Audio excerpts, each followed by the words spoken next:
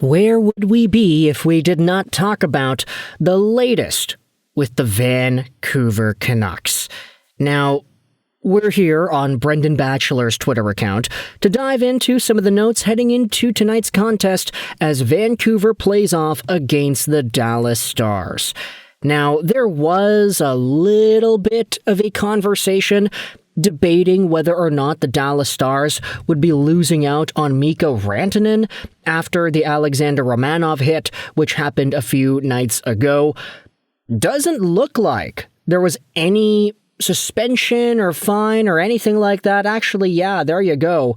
Rantanen will not receive supplementary discipline for that hit on Romanov, which means, presumably, that he's going to be in the lineup tonight against the Canucks. Mikko Rantanen, that is.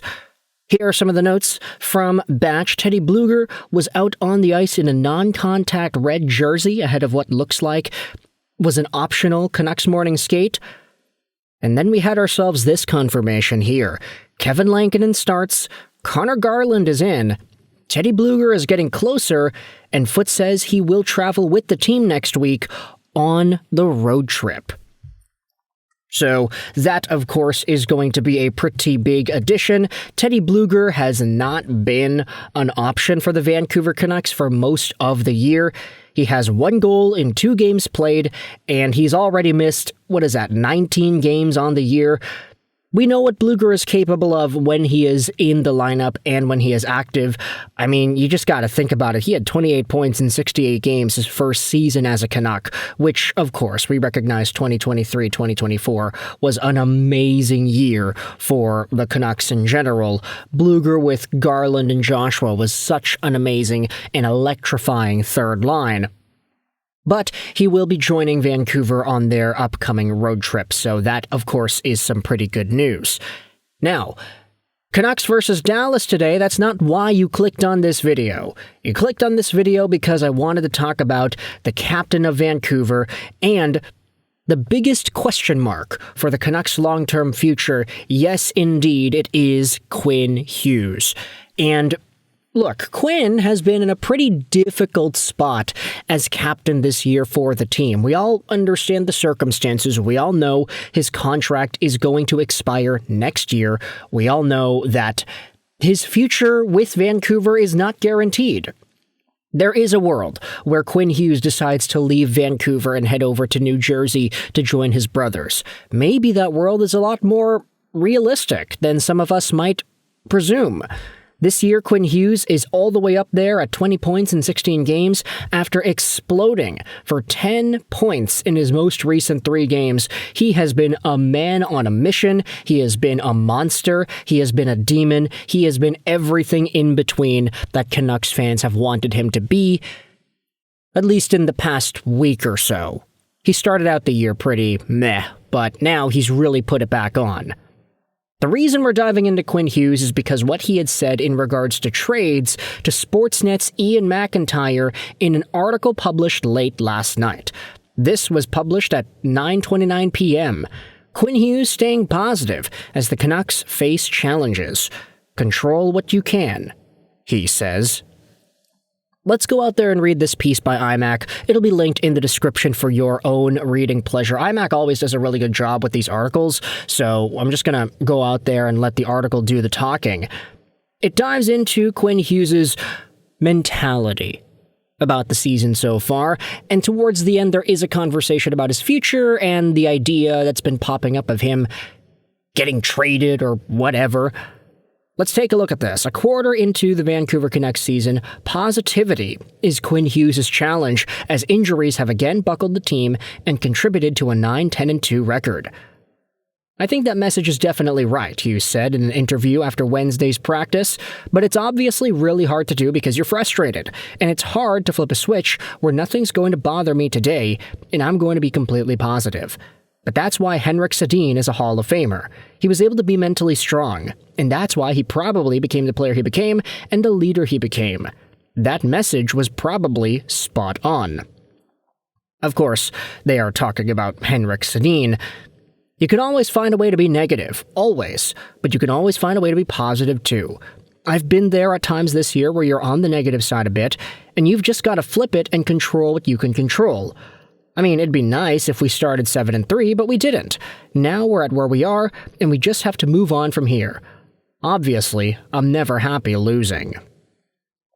The article then dives into what Hughes told Elliot Friedman on 32 Thoughts, that, hey, the Canucks really needed to start well. He explained Wednesday that he knew that would be difficult, especially if there was another outbreak of injuries. By Game 12, soon after a stretch of 7 games in 11 nights, the Canucks were missing 9 players. It's obviously frustrating, but I thought this would happen, Hughes said of the injuries. It was a big concern of mine coming into the year. If you look at the schedule, how is anyone supposed to stay healthy? You look around the league, we've had 9 guys out, Tampa had 5 guys out when we played them. It's like every team around the league has 4 or 5 guys out. Us being at 9 at one point, was beyond insane. You feel for the injured guys because they want to be playing. That's the crappiest thing. Being injured. You then had some conversations about Quinn Hughes and his own game. I liked my game earlier. I really did, he said of his slow start offensively, but maybe there was like 1% or 2 missing. Just a little bit of swagger. I'll fill in the blanks for you there, Quinn. Trusting your teammates a little bit more. Just a little bit cleaner on some touches in the O-zone where I would have been normally. Like, I remember playing Chicago on October 17th, where I lost the puck on the blue line, which I wouldn't if I'm at my best. I would never lose the puck there. You just keep going. You can't play great for 82 games, so I'm trying to be mentally tough and stay focused on the things I can control. I think that's helping. Now, focus is indeed a big part of Quinn Hughes and his story, because the focus, whether it's in Vancouver or elsewhere, will determine what ultimately happens. The article says here this is the season of the great decision by Hughes, and whether the best player in franchise history wants to sign an extension with the Canucks this summer, a year ahead of UFA status, or leave and try to play with his brothers. Hughes declined Wednesday to discuss the great decision, saying that his entire focus is on trying to help the Canucks win. But he did talk about the noise. He says here, I'm not on social media, so the only noise is the noise inside my own head. It depends on the day and what that noise is, Hughes countered. When I say I can handle the noise, that's my own thoughts. Obviously, I know there's noise out there, which is weird, but I just know in my head that all I have to do is just control what I can control, which is to try to bring my best every night. At the start of the year, when it wasn't going in for me, what's the point in pouting or wondering, why didn't this go in or that go in? If you think you're that good, then just go score or go make a play. And that's kind of what I'm trying to do. Just go play and see what I can do. How are things going to get better for the Canucks? I think that we're being coached well, very well, he said. We work extremely hard. You can never doubt. Everyone in here is working hard. Our goaltending is great. Is it really? Okay, we'll just continue. We're hopeful to get some guys back soon and we're competitive, so we're going to try to take our hardest effort there, and wherever that takes us, it takes us. So, interesting commentary from Quinn Hughes in regards to controlling what he can, declining to speak out about New Jersey, but also saying that all the noise, the trade conversation about him and his future, he just tries to leave it all at the door. He does not want to interact with that. He does not want to acknowledge that.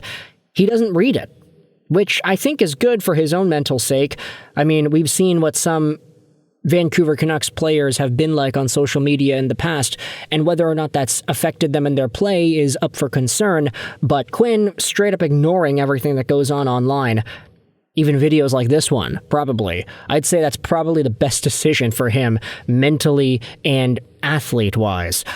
I'm looking at you, Elias Pettersson. There's a reason PD stopped posting on Instagram like the influencer he was portraying to be back in 2020. But for now, let me know your thoughts in the comment section below. How do you feel about Quinn Hughes and the comments that he made about his future, about the trade rumors, about the noise, how he does not like to bring that into his mental? Let me know your thoughts in the comment section below. I hope you enjoyed this video. Sign on, and bye.